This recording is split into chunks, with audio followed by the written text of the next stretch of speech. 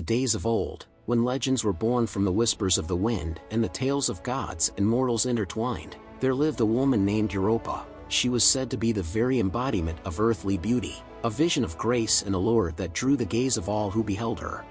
It was on the shores of Phoenicia, amidst the playful laughter of her friends and the gentle lapping of the sea, that Europa's life would change forever. High above, in the realm of the gods, Zeus, the mighty ruler of Olympus, cast his watchful eye upon her. Enchanted by her radiant beauty, he found himself consumed by a love so potent that it knew no bounds.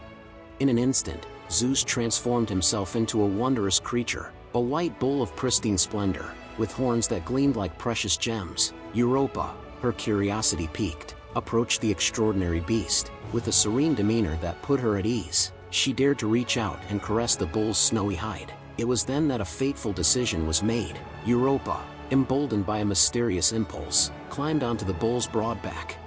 With Europa astride him, Zeus, in his bovine form, bolted toward the restless sea.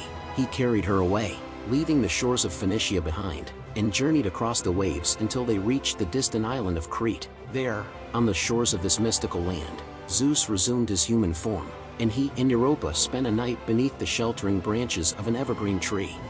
In the wake of that fateful encounter, Europa bore 3 sons, gifted with fairness and wisdom beyond measure, all sired by the mighty Zeus, Minos, Rhadamanthys, and Sarpedon.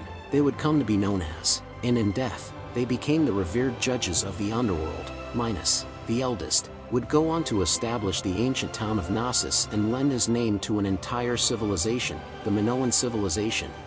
Such was Zeus's affection for Europa that he bestowed upon her 3 priceless treasures. The first of these was a bronze man named Talos, a sentinel who would guard her tirelessly. He was the very same bronze giant who would cross paths with the intrepid Argonauts, meeting his end at their hands as they sought to reach the shores of Crete. The second gift was a remarkable hound named Laelaps, possessed of an uncanny ability to track and hunt any core Europa desired. And lastly, there was a javelin, a weapon imbued with the power to unfailingly strike its mark, regardless of the target's elusiveness.